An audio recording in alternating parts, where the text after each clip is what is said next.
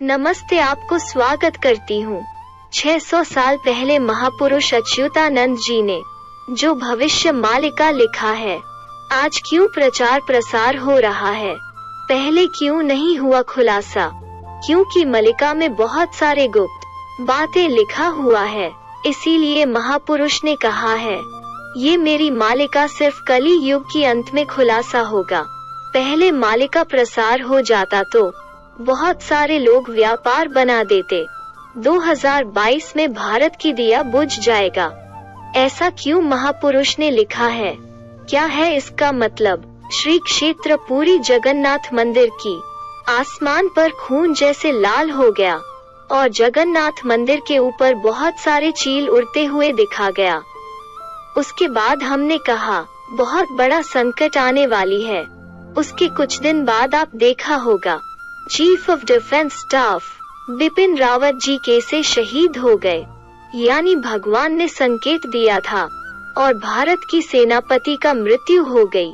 लेकिन महापुरुष ने क्यों कहा है 2022 में भारत की दिया बुझ जाएगा? कुछ गुप्त बातें हैं, इसीलिए हम आपको खुल के कुछ नहीं कह रहे हैं, लेकिन आपको कुछ संकेत दे रहे हैं। आगे 2022 में ऐसा समय आ रही है, हमारी देश में उच्च पदवी में बैठा हुआ एक और व्यक्ति की मृत्यु होगा। 2022 से युद्ध का संभावना और बढ़ेगा। भारत की दुश्मनों से दुश्मनी और बढ़ जाएगा। उत्तर से बर्फ पिघलेगा, यानी हिमालय में बर्फ पिघलेगा।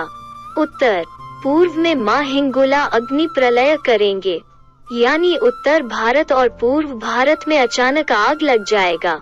यानी बहुत सारे फैक्ट्री में काम चल रहा होगा, अचानक आग लग जाएगा। कोलकाता में बहुत अग्नि प्रलय होगा और बहुत सारे पापी मलेच्छों की संहार होगा। 2021 की दिसंबर से विदेशों में, खासकर पश्चिमी देशों में बहुत भूकंप आएगा। इंडोनेशिया में एक भूकंप आया और कितना तबाही किया। इसी तरह और कितने भूकंप आने वाला है। भगवान कल की संहार कार्य शुरू कर चुके हैं। महापुरुष ने कहा है भगवान कल की गुप्त में रहकर लीलाएं कर रहे होंगे, लेकिन कोई कुछ नहीं जान पाएंगे, कारण भगवान इस कलयुग में इंसान के शरीर धारण करके अवतरित हुए हैं। लोग देखेंगे तो उनको पहचान नहीं पाएंगे। जिनकी लीलाएं को भगवान शंकर ब्रह्मा भी समझ नहीं पाए, तो इस कलयुग की इंसान कैसे जान पाएंगे?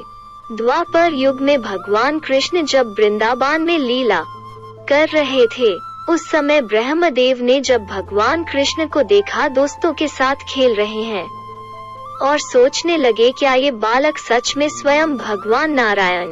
उसके बाद ब्रह्मदेव ने उनकी कमंडलू में सारे गाय और गोपालों को छुपा के ब्रह्मलोक को लेकर चले गए।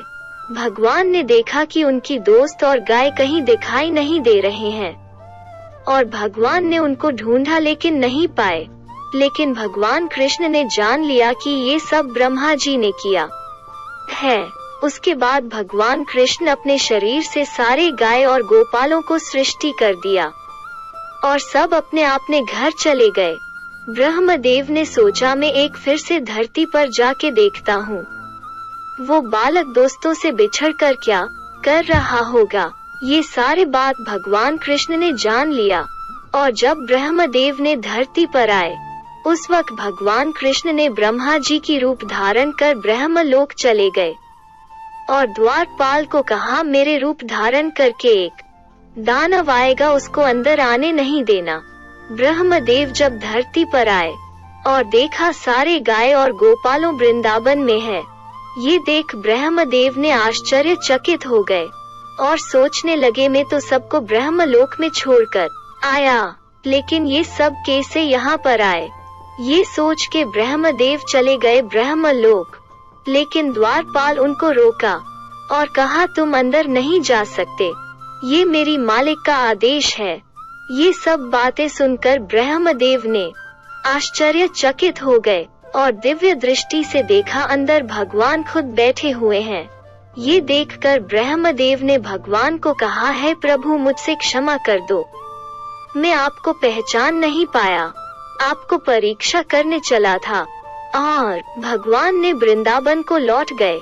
जब भगवान को स्वयं सृष्टिकर्ता ब्रह्मा ने पहचान नहीं पाया, तो इस कलयुग की मानव कैसे पहचानेंगे।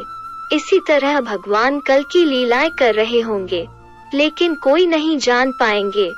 केवल जो भक्त है वो जान पाएंगे और भगवान की लीला देखेंगे।